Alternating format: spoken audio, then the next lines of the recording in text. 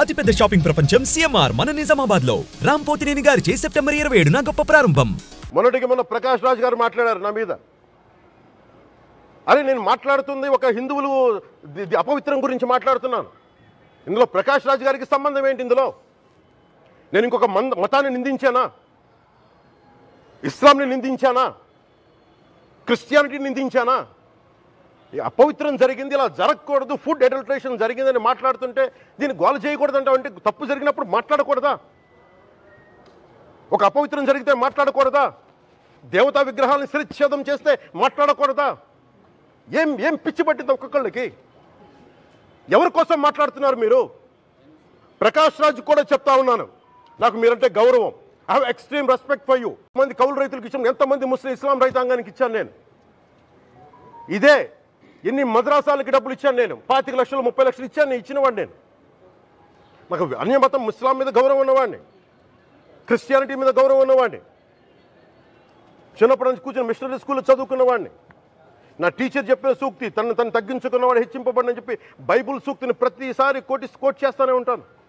ఇది నా గౌరవం, ఇది నేను చూపించే గౌరవం. మీరు మాట్లాడితే కూర్చొని నేను పాటించే ధర్మానికి అపవిత్రం జరిగినప్పుడు మాట్లాడకూడదు, మౌనంగా ఉండాలి. సెక్యులరిజంకి విఘాతం అంటే ఏంటి? సెక్యులరిజంకి విఘాతం నా ఇంటి మీద దాడి జరిగినప్పుడు నేను మాట్లాడకూడదా? నా ఇల్లు 10 మందికి ఆశ్రయం ఇస్తుంది.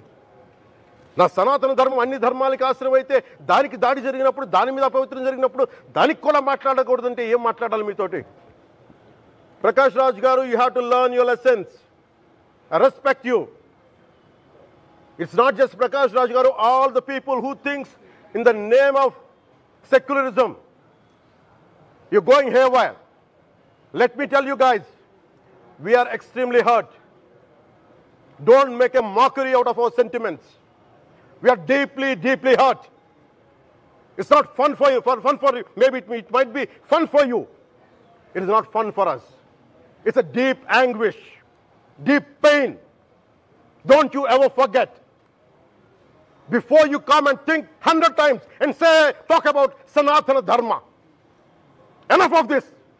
చాలు. ఇష్టానికి మాట్లాడుతూ ఉన్నారు సనాతన ధర్మం మీద. అయ్యప్ప స్వామి మీద మాట్లాడతారు, సరస్వతి దేవి మీద మాట్లాడతారు. అల్లా మీద మీరు మాట్లాడగలరా? మహమ్మద్ ప్రవక్త మీద మీరు మాట్లాడగలరా? జీసస్ మీద మీరు మాట్లాడగలరా? అందరూ కూర్చొని సనాతన ధర్మం మీద, వినాయకుడి మీద జోకులు వేస్తారు, దుర్గాదేవి మీద జోక్స్ వేస్తారు, సరస్వతి దేవి మీద జోక్స్ వేస్తారు.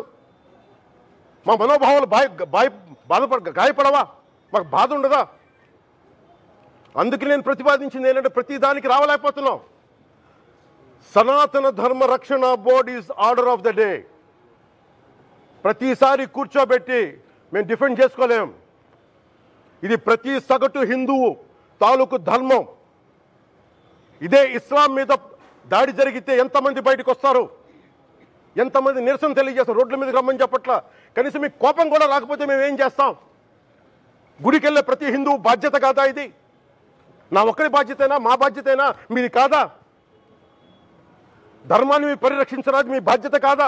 సుమన్ టీవీలో మీ పర్సనల్ అండ్ బిజినెస్ ప్రమోషన్స్ కోసం కింది నెంబర్కి కాంటాక్ట్ చేయండి.